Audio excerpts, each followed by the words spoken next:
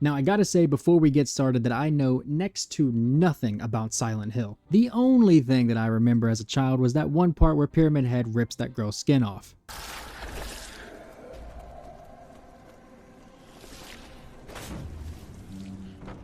I wonder how James feels about that one. So, after getting a letter from our deceased wife saying she's in that special place, a place I like to call Hell and James calls Silent Hill, we arrive on the property and promptly turn around and leave like a normal person and obtaining our first trophy. I think it's like Stephen King's, yeah, but more... No turning back now. Try to leave Silent Hill in the observation deck. Oh, you can't see it! You couldn't see it! You heard it. You heard it. You heard it. Why is it on the right side? A warning and a disclaimer, this game can and will dive into some pretty heavy trauma and horrible acts that I will be making jokes about. I don't condone such acts. I'm just here to entertain. Nothing more. Moving on down the hill and into a cemetery, we meet up with our first trauma victim. After an awkward conversation and some creepy noises, what the fuck? We reach Silent Hill. Get used to the fog, it isn't going anywhere. After having our first interaction with a Frenchman, we start to realize that Silent Hill isn't very silent. Oh yeah, with the nails too. I got a wooden plank with DLC. Guess I should take this time to explain a few painstaking trophies. Activist, Echoes, and Pieces Unarranged. These 3 trophies are going to have you looking up at least 3 guides, 1 video, cross-referencing all 3 while taking a trip back to middle school for a counting lesson. I'm in danger! Reason being is because there are 3 different things that you need to collect during your playthrough. Memos, Echoes, and Photos. Each having their own associated trophy. Each level has at least one of these to collect, and if you miss one throughout your entire playthrough, you're fucked. You also can't replay the missions, so have fun playing the game again. But don't worry, I know you won't be doing this. That's why you're watching me. After pulling up a guide, thinking one was all it was going to take, we make our way through the fog, past a few condom monsters, and start following a guide to collect these godforsaken collectibles. After stumbling around for a little bit, we find a safe area where we are introduced to the loop of the game. Puzzles. Each area is going to have its own puzzles requiring you to steal an assortment of items. For example, this first one here is a jukebox. And since I was already on an Easter egg hunt, I've already collected all the items. Rummaging around in the bottomless pit that is James' trench coat, we combine the vinyl with super glue, putting it in the machine, and causing James to have a PTSD attack. This, for some reason, angered the old gods, prompting them to whip up a mighty gust of wind, forcing us into some New York apartments. And why that may seem terrible, and it is, we did get a trophy for our bravery. Oh my god. Oh, nice and cozy. He could not have done that any fucking slower. He could have not have opened that door any slower. After stumbling around the apartments and meeting some of the residents, we run into the next trauma victim. Meet Eddie. After, of course, telling him to man the fuck up, we meet some intense cosplayers. We quickly return the favor by reducing the population and the value of the apartments to 0. Something tells me the landlord's not going to like that one. After the cop simulation is over, we rob the dead of their coins and begin trying to figure out the next puzzle. After actually reading the puzzle, this one was fairly quick. Before moving on, we made sure to check everyone's doors to make sure they are keeping out the bad men, like me. Oh, you never know. Try to open lock doors 50 times. This guy, for example, wasn't so lucky, and we made sure his house was not very welcomed. Should be the trophy. 1, 2, 3, 4, 5, 6, 7, 8, 9, 10. Reload. 11. Let's not party. Shoot all the balloons in the Woodside Apartments. There we go. Well, that wasn't worth it. This, however, was not enough adrenaline. I needed more. So, like a crackhead in Walmart stealing all the deodorant, we decided to break into the landlord's room. He seemed to like this, however, because the staring contest was very intense. He then wooed us into the not-so-creepy door, putting us right into the middle of California. We proceeded to then start beating up the homeless for a trophy. No. Blunt force trauma. Kill 75 enemies with melee weapons. Well, that was easy. Awesome. Meet up with Angela to see her playing with sharp objects. We got locked in a room, counted some butterflies, and opened a safe. The landlord proceeded to show up to collect his rent. After giving him CTE with a stick, he decided it wasn't worth it, leading to us getting yet another trophy. After the cage match with Triangle Face, we meet Laura, and I would do the epic intro like I have for the other characters, but I don't know if she's real. We then meet Maria, refer back to Laura for the intro, who looks very similar to someone we know. She decided to tag along with us to find our dead wife. So as we were hiking around town doing the largest fetch quest in the world, I remembered something. I fucking hate windows.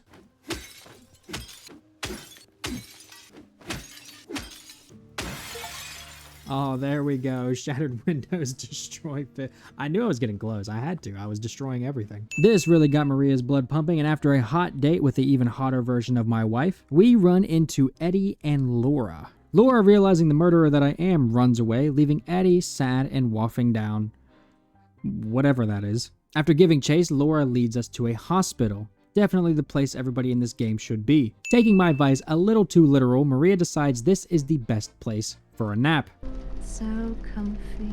That is fine with me, however, because it leaves us alone with the sexy nurses. You guys should know the gameplay loop by now, and if you don't, go to the doctor and put the weed down. Find the puzzle, find shit for the puzzle, reduce your mental hunting for the memos, figure out the puzzle, kill some fucked up boss that's supposed to be a metaphor for something, and the landlord will make his hourly round to collect rent. Except for this time, he wasn't playing around. Not being able to help herself, Maria fed into the blonde stereotypes, and like a good James, we watched her get what she deserved. This right here is why we have the trophy, and she's dead. We then continued our chase after a little girl, ran into Angela again, who seems to be taking a stroll through her own burning hellscape, stopped by room 106, because for some reason this was a trophy. I'm sure all you lore nerds will fill me in the comment section. At this point, OBS has had enough of my bullshit and starts to tank. After making our way to the Historical Society, the game thought we should probably not end up like Eddie, and made us burn some calories. I kid you not when I say this is the longest staircase known to man. It is so long, in fact, that when you reach the end of it,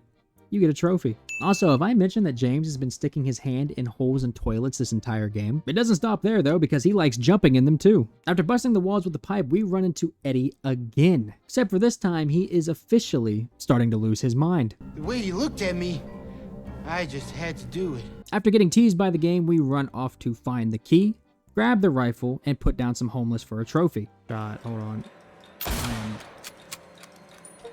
That should be it. There we go. James of all trades. Nice. That's not bad at all. Like clockwork, after a 15-minute genocide, we got another trophy. Unfortunately, this is where we're going to be hitting a trophy drought. And I know you guys won't be here forever, so more prison, more puzzle, more puzzle, more parts, more parts, more puzzle, more guide. Just so James can go for a swing. We then airdrop back into California, meeting up with Angela again. It was at this time, for some reason, I decided to join my friends in a Discord with a good friend of mine that knows way more about Silent Hill than I ever will. I probably don't think I need to tell you this, but this was probably the worst decision I could have done at this boss fight. Why the fuck am I having to deal with her trauma? Bitch, I ain't got daddy issues. Yeah, I was about to say, that's a representation of her getting. Oh. That's dark. I came in at the worst fucking time. I came in at the worst fucking time. No, it was. What the fuck?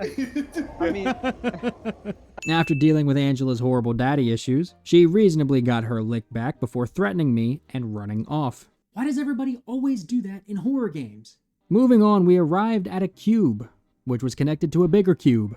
Amazing game design. Maria decided to fully resurrect herself, and this is where I started to realize that something wasn't right. It's definitely the tattoo. After flipping the cube around way too much, we make our way to the landlord's room. He didn't tend to like that very much. We then backtrack all the way back to Maria so that we can lose her yet again.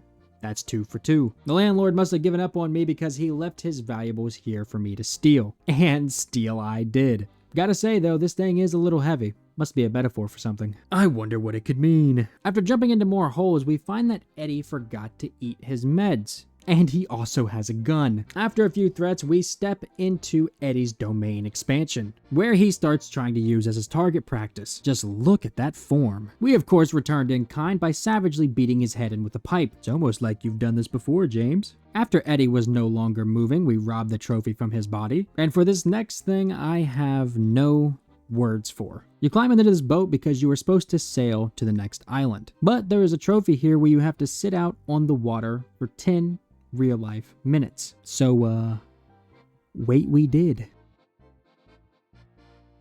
Wow. We then reached the final part of this game, and this is where I officially start to lose my mind.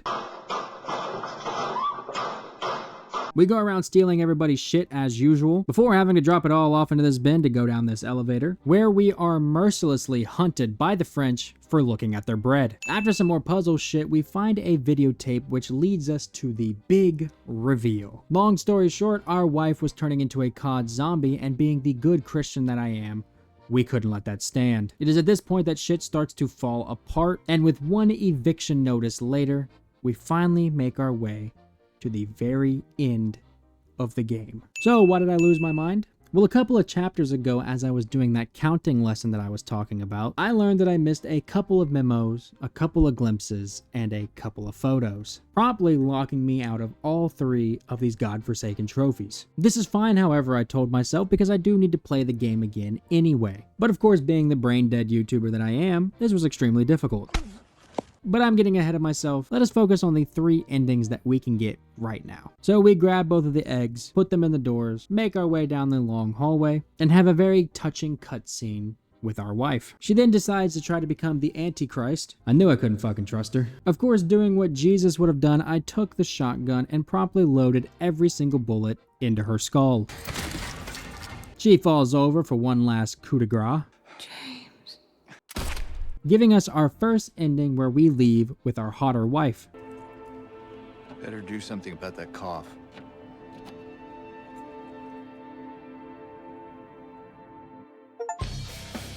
After a reload, this next ending, we have to take out our wife's photo, a lot, go through the other door, kill her again, and leave with Laura, feeling all better for doing God's work. For this third ending, like the previous one, we take out Angela's knife way too much, get my health low in the first fight, and keep this health until we kill my wife again. This gives us the third and last standard ending, where James video games himself off a bridge. And now this is where everything starts to get really fucked. I read the guide wrong, thinking that you needed to not go into NG Plus in order to get the memos. People were having problems and issues with some items disappearing and some items not being there when they should have been. So I made the executive decision to delete my save files, but not before I already had an NG Plus save loaded up. After looking around the internet a little bit more for an answer, it seems like this problem was fixed. So I reverted my saves back, which I thought fixed it, but it didn't. Going off the assumption that it was fixed, I decided to start my NG Plus run.